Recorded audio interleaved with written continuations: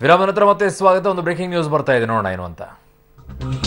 ಬೆಂಗಳೂರಿನಲ್ಲಿ ಮೂರನೇ ದಿನವೂ ಕೂಡ ಧಾರಾಕಾರ ಮಳೆ ಮುಂದುವರೆದಿದೆ. ಹೆಬ್ಬಾಳ, ಯಲಹಂಕ, ಮೆಜೆಸ್ಟಿಕ್, ಕಾರ್ಪೊರೇಷನ್, ಮತಿಕೆರೆ, ವಿದ್ಯಾರಣ್ಯಪುರ ಸೇರಿದಂತೆ ಬಹಳಷ್ಟು ಪ್ರದೇಶಗಳಲ್ಲಿ ಮಳೆ ಆಗ್ತಾ ಇದೆ. ಸಂಜಯನಗರ, ಬ್ಯಾಟರಾಯನಪುರ, ಕೊಡಿಗೆಹಳ್ಳಿ, ಸಹಕಾರ ನಗರ ಸೇರಿ ಹಲವೆಡೆ ಜೋರಾಗಿ ಮಳೆ ಆಗ್ತಾ ಇದೆ. ಕಳೆದ 2 ದಿನಗಳ ಸುರಿದಂತ ಮಳೆ ಅಬ್ಬರಿಸಿತ್ತು. ಈಗ ಮತ್ತೆ ಮಳೆರಾಯನ ಆರ್ಭಟ ಮುಂದುವರೆದಿದೆ. 2 ದಿನದಲ್ಲೇ ಜನಜೀವನ ಅಸ್ತವ್ಯಸ್ತ ಆಗೋಗಿತ್ತು. ಬೆಂಗಳೂರಿನಲ್ಲಿ ಮನೆಗಳಲ್ಲೇ 1 ಅಡಿ 2 ಅಡಿಯಷ್ಟು ನೀರು ನಿಂತಿತ್ತು. ಈಗ ಮಧ್ಯಾಹ್ನ ಸಂದರ್ಭದಲ್ಲೇ ಮಳೆ ಆಗ್ತಾ ಇದೆ. ಹಾಗಾಗಿ ಟ್ರಾಫಿಕ್ ಜಾಮ್ ಸಹಜವಾಗಿ ನಿರ್ಮಾಣವಾಗುತ್ತೆ. ಕಳೆದ 2 ದಿನಗಳಾಗಿರುವಂತಹ ಮಳೆ ರಾತ್ರಿ ವೇಳೆ ಆಗಿತ್ತು. ಹಾಗಾಗಿ ಟ್ರಾಫಿಕ್ ಜಾಮ್ನ ಸಮಸ್ಯೆ ಆಗಿರಲಿಲ್ಲ. ಮನೆಗಳಿಗೆ ನೀರು ನುಗ್ಗಿತ್ತು, ಆ ಸಮಸ್ಯೆಯನ್ನು ಎದುರಿಸಿದ್ರು. ಆದರೆ ಇವತ್ತು ಮಧ್ಯಾಹ್ನನೇ ಮಳೆ ಶುರುವಾಗಿದೆ.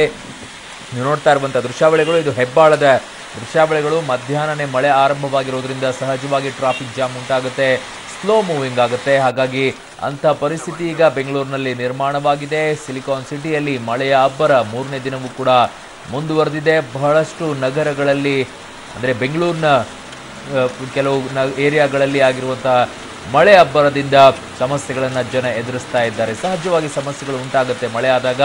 ಬಟ್ ಕೆಲವೊಂದಿಷ್ಟು ಭಾಗಗಳಲ್ಲಿ ಮನೆಗಳಲ್ಲಿ ನಿಂತಿರುವಂಥ ನೀರನ್ನು ನೋಡ್ತಾ ಇದ್ರೆ ಇನ್ನೂ 2 ದಿನ ಹೀಗೆ ಮಳೆ ಮುಂದುವರೆದಿದ್ರೆ ಇನ್ಯಾವ ಪರಿಸ್ಥಿತಿ ಹೋಗಿ ಮುಟ್ಟುತ್ತೋ ಗೊತ್ತಿಲ್ಲ. ಆದರೆ ಮತಿಕೆರೆ, ವಿದ್ಯಾರಣ್ಯಪುರ, ಮಲ್ಲೇಶ್ವರಂ, ರಾಜಾಜಿನಗರ, ಯಶವಂತಪುರ, ಹೆಬ್ಬಾಳ ಸೇರಿದಂತೆ ಸಂಜಯನಗರ ಸೇರಿದಂತೆ ಬ್ಯಾಟರಾಯನಪುರ, ಕೋಡಿಗೆಹಳ್ಳಿ ಈ ಇಡೀ ಭಾಗದಲ್ಲಿ ಮಳೆಯ ಆರ್ಭಟ ಜೋರಾಗಿದೆ. ಅದರ ನೇರ ದೃಶ್ಯಾವಳಿಗಳನ್ನು ತೋರಿಸ್ತಾ ಇದ್ದೀವಿ. ಇದು ಹೆಬ್ಬಾಳದ ಫ್ಲೈಓವರ್ ಮೇಲಿರುವಂತಹ ದೃಶ್ಯಾವಳಿಗಳು, ಹೆಬ್ಬಾಳ ಬಳಿ ಇರುವಂತಹ ದೃಶ್ಯಾವಳಿಗಳು ನಿಮ್ಗೆ ತೋರಿಸ್ತಾ ಇದ್ದೀವಿ.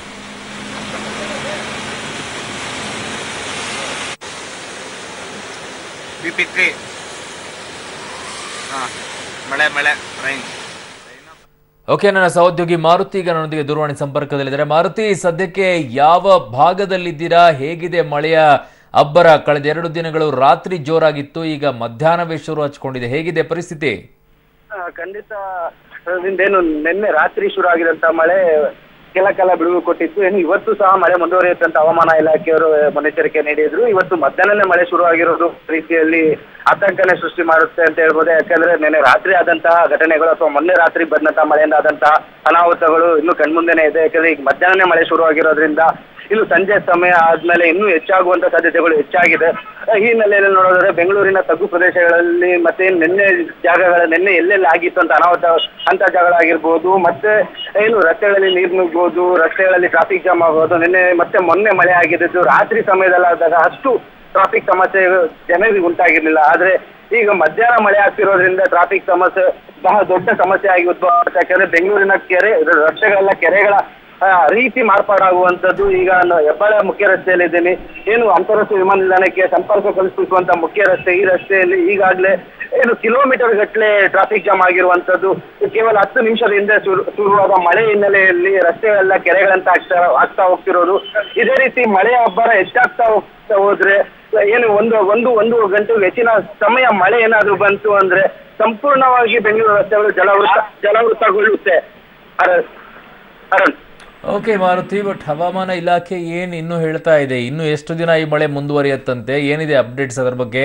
ಸದ್ಯಕ್ಕೆ ಎಲ್ಲಾದರೂ ಬೇರೆ ಭಾಗಗಳಲ್ಲಿ ನಾವು ಸಂಪೂರ್ಣವಾಗಿ ಗಮನಿಸ್ತಾ ಇರೋದು ಇದು ಯಶವಂತಪುರ ಸರ್ಕಲ್, ಹೆಬ್ಬಾಳ, ಯಲಹಂಕ ಭಾಗದಲ್ಲಿರುವಂಥ ವಿದ್ಯಾರಣ್ಯಪುರ ಭಾಗದಲ್ಲಿ ಮಳೆ ಆಗ್ತಾ ಇರೋದು. ಬೇರೆ ಭಾಗಗಳಲ್ಲಿ ಮಳೆಯ ಆರ್ಭಟ ಇದೆಯಾ ಅಥವಾ ಅಲ್ಲಿ ಮಳೆರಾಯನ ಆರ್ಭಟನೇ ಇಲ್ವಾ? ಏನು ಬೆಂಗಳೂರಿನಲ್ಲಿ ಬಹುತೇಕ ಭಾಗಗಳಲ್ಲಿ ಮಳೆ ಆರ್ಭಟ ಇದೆ. ಯಾಕಂದ್ರೆ ಏನು ಹವಾಮಾನ ಇಲಾಖೆ ಮುನ್ನೆಚ್ಚರಿಕೆ ನೀಡಿರುವುದು ಸೆಪ್ಟೆಂಬರ್ ಅಂತ್ಯದವರೆಗೂ ಸಹ ಮಳೆಯ ಆರ್ಭಟ ಹೆಚ್ಚಾಗೇ ಇರುತ್ತೆ. ಏನು ಮಾಮೂಲಿ ಸೆಪ್ಟೆಂಬರ್ ಅಲ್ಲಿ ಏನ್ ಮಳೆ ಆಗ್ಬೇಕು ಅದಕ್ಕಿಂತ ಹೆಚ್ಚಿನ ಪ್ರಮಾಣದಲ್ಲಿ 60% ಹೆಚ್ಚಿನ ಪ್ರಮಾಣದಲ್ಲಿ ಮಳೆ ಆಗುತ್ತೆ ಅಂತ ಒಂದು ಮುನ್ನೆಚ್ಚರಿಕೆ ನೀಡಿರುವಂತದ್ದು. ಜೊತೆಗೆ ದಕ್ಷಿಣ ಕನ್ನಡ ಮತ್ತೆ ಮಂಡ್ಯ ಈ ಭಾಗಗಳಲ್ಲೂ ಸಹ ಏನು ತಮಿಳುನಾಡು ಮತ್ತೆ ಪಶ್ಚಿಮ ಬಂಗಾಳದಲ್ಲಿ ವಾಯುಭಾರ ಕುಸಿತ ಆಗಿದೆ. ಇದರ ಹಿನ್ನೆಲೆಯಲ್ಲಿ ಇಲ್ಲಿ ಸೆಪ್ಟೆಂಬರ್ ಅಂತ್ಯದವರೆಗೂ ಮಳೆಯ ಆರ್ಭಟ ಜೋರಾಗಿ ಇರುತ್ತೆ ಎಚ್ಚರಿಕೆ ನೀಡಿರುವಂತದ್ದು. ಇನ್ನು 2 ದಿನಗಳ ಕಾಲ ಇದೇ ರೀತಿಯ ವಾತಾವರಣ ಮುಂದುವರಿಯುತ್ತೆ ಅಂತನೂ ಸಹ ಎಚ್ಚರಿಕೆ ನೀಡಿದ್ದಾರೆ. ಜೊತೆಗೆ ಏನು ನಿನ್ನೆನೂ ಸಹ ಸಿಎಂ ಕೂಡ ಟ್ವೀಟ್ ಮಾಡಿರೋ ಮೂಲಕ ಎಚ್ಚರಿಕೆ ನೀಡಿರೋದು. ಎಲ್ಲೂ ಯಾವುದೇ ರೀತಿ ಅನಾಹುತ ಆಗದಲ್ಲಿರೋ ರೀತಿ ಮುಂಜಾಗ್ರತಾ ಕ್ರಮ ಕೈಗೊಳ್ಳಿ ಅಂತ ಬಿಬಿಎಂಪಿ ಕಮಿಷನರ್ಗೆ ಖುದ್ದು ಹೇಳಿರುವಂತದ್ದು. ಅಷ್ಟಾದ್ರೂ ಸಹ ನಿನ್ನೆನೂ ಒಂದು ಜಾಗದಲ್ಲಿ ಒಂದು ಕಾರು ಮಗುಚಿ, ನಾಯಂಡಹಳ್ಳಿ ಜಂಕ್ಷನ್ ಅಲ್ಲಿ ಕಾರು ಒಂದು ಮಗುಚಿ ಬಿದ್ದಿದ್ದು, ರಾಜಕಾಲುವೆ ಹತ್ರ ಬಿದ್ದಿದ್ದು ನೋಡಿರ್ಬೋದು. ಇದೇ ರೀತಿ ಅನಾಹುತಗಳು, ಯಾಕಂದ್ರೆ ಮಳೆ ಯಾವ ಮಟ್ಟಕ್ಕೆ ಬರುತ್ತೆ ಅನ್ನೋದು ಊಹಿಸೋಕ್ಕೂ ಸಾಧ್ಯ ಆಗದೇ ಇರೋ ಪರಿಸ್ಥಿತಿಯಲ್ಲಿ ಬೆಂಗಳೂರು ಜನ ಇದ್ದಾರೆ ಅಂತಾನೆ ಹೇಳ್ಬೋದು ಅರುಣ್. ಓಕೆ ಮಾರುತಿ, ನಿಮ್ಮೆಲ್ಲ ಮಾಹಿತಿಗೆ ಧನ್ಯವಾದಗಳು. ಈ ದೃಶ್ಯಾವಳಿಗಳನ್ನು ನೋಡ್ತಾ ಇದ್ರೆ ಇದು ಹೆಬ್ಬಾಳದ ದೃಶ್ಯಾವಳಿಗಳು. ಈಗಾಗಲೇ ನೀರು ಕೂಡ ನಿಂತ್ಕೊಂಡಿದೆ.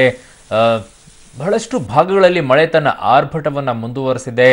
ಮಳೆ ಬರಬೇಕು ಅನ್ನೋ ನಿರೀಕ್ಷೆ ಇತ್ತು, ಆದರೆ ಇದು ಅತಿಯಾದಂಥ ಮಳೆ ಆಗ್ತಾ ಇರೋದ್ರಿಂದ ಸಹಜವಾದಂಥ ಸಮಸ್ಯೆಗಳಿದೆ. ಅದರ ಮುಂಜಾಗ್ರತಾ ಕ್ರಮವಾಗಿ ಬಹಳಷ್ಟು ರಾಜಕಾಲುವೆಯನ್ನು ಸ್ವಚ್ಛಗೊಳಿಸಲಾಗಿದೆ. ಇನ್ನು ಕೆಲವು ಕಡೆ ಮೋರಿಗಳು ಹಾಗೆ ಬ್ಲಾಕ್ ಆಗಿರೋದ್ರಿಂದ ನೀರು ಮೂವ್ ಆಗ್ತಾ ಇಲ್ಲ. ಹಾಗಾಗಿ ರಸ್ತೆಯ ಮೇಲೆ ಗಮನಿಸ್ತಾ ಇರ್ಬೋದು ಯಾವ ಮಟ್ಟದಲ್ಲಿ ನೀರು ನಿಂತಿದೆ ಅಂತೇಳಿ. ಹಾಗಾಗಿ ಸಹಜವಾಗಿ ರಸ್ತೆಗಳು ಕೂಡ ಹಾಳಾಗೋಗುತ್ತೆ, ಮಗದೊಂದು ಕಡೆ ಗುಂಡಿಗಳು ಬೀಳುತ್ತೆ. ಸೊ ಅದನ್ನು ಯಾವ ರೀತಿ ಮ್ಯಾನೇಜ್ ಮಾಡ್ತಾರೆ, ಹೇಗೆ ಮಾಡ್ತಾರೆ, ಆ ನೀರು ಮೂವ್ ಆಗೋಕ್ಕಾದರೂ ಏನಾದರೂ ವ್ಯವಸ್ಥೆಯನ್ನು ಮಾಡ್ತಾರಾ, ಅದೆಲ್ಲವನ್ನ ಕೂಡ ನೋಡಬೇಕು. 2 ದಿನ ಸುರಿದಿರುವಂಥ ಮಳೆಯಿಂದಾಗಿ ಇಂಥ ಪರಿಸ್ಥಿತಿಯ ಬೆಂಗಳೂರು ಎದುರಿಸ್ತಾ ಇದ್ದರೆ, ಮಡಿಕೇರಿಯಲ್ಲಿ ಕೇರಳಾದಂಥ ಮಳೆ ಆ ಪ್ರಮಾಣದಲ್ಲಿ ಏನಾದರೂ ಬೆಂಗಳೂರಿನಲ್ಲಿ ಆಗಿಬಿಟ್ರೆ, ಈ ಭಾಗದಲ್ಲಿ ಆಗಿಬಿಟ್ರೆ ಅದನ್ನು ಎದುರಿಸೋಕೆ ನಾವು ಸಿದ್ಧವಾ ಅನ್ನೋ ಸಹಜವಾದಂಥ ಪ್ರಶ್ನೆ ನಮ್ಮನ್ನು ಹುಟ್ಕೊಳ್ಳುತ್ತೆ. ನೋಡಿ 2 ದಿನಕ್ಕೆ ಮಳೆಯ ಆರ್ಭಟ ಹೇಗಿದೆ.